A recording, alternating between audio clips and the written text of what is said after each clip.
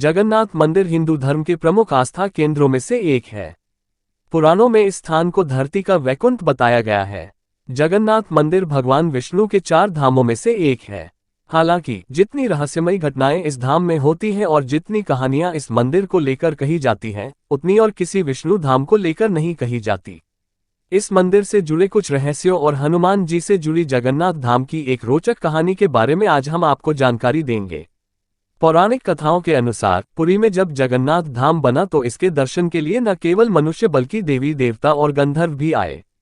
इन सब को पुरी धाम की ओर जाते देख समुद्र के मन में भी जगन्नाथ महाप्रभु के दर्शन करने की इच्छा जागी। समुद्र जब जगन्नाथ जी के दर्शन करने आया तो वहां मौजूद भक्तों को परेशानी होने लगी। धाम के आसपास समुद्र का पानी आ गया। ऐसा केवल एक दिन नहीं बल्कि बार बार होने लगा। इसके बाद भक्तों ने जगन्नाथ जी से मदद मांगी। तब भगवान जगन्नाथ जी ने बजरंगबली को कहा कि वो समुद्र को नियंत्रित करे। मान्यताओं के अनुसार हनुमान जी ने जगन्नाथ की आज्ञा पाकर समुद्र को बांध दिया। जब हनुमान जी के बंधन के बाद समुद्र जगन्नाथ जी के दर्शन करने नहीं जा पाया तो उसने एक चाल चली। समुद्र ने हनुमान जी से कहा कि तुम प्रभु के कैसे भक्त हो, तुम्हें जगन्नाथ जी के दर्शनों की लालसा नहीं होती। बार बार समुद्र ने जब ये बात दोहरानी शुरू कर दी तो हनुमान जी के मन में प्रभु के दर्शन करने की लालसा जाग उठी। इसके बाद हनुमान जी जगन्नाथ जी के दर्शनों के लिए निकल पड़े और उनके पीछे समुद्र भी मंदिर तक जा पहुंचा। हनुमान जी ने जब बार बार मंदिर में जाना शुरू कर दिया तो समुद्र भी बार बार धाम तक पहुंचने लगा। भक्त फिर से परेशान होने लगे और उन्होंने जगन्नाथ जी से इस समस्या को सुलझाने को कहा।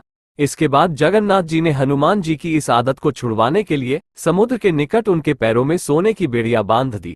जगन्नाथपुरी में समुद्र के पास आज भी बेदी हनुमान या बेड़ी हनुमान जी का मंदिर स्थित है। पुरी धाम में प्रवेश के बाद समुद्र की आवाज आपके कानों में नहीं आती। माना जाता है कि आज भी हनुमान जी समुद्र को जगन्नाथ धाम तक जाने से रोकते हैं और इसीलिए समुद्र की आवाज तक धाम के अंदर तक नहीं पहुंचती। इस मंदिर का प्रसाद भी बेहद रहस्यमयी तरीके से हमेशा उतना ही बनता है जितने की आवश्यकता है, यानी भक्त कम हो या ज्यादा प्रसाद की कमी इस मंदिर में कभी नहीं होती।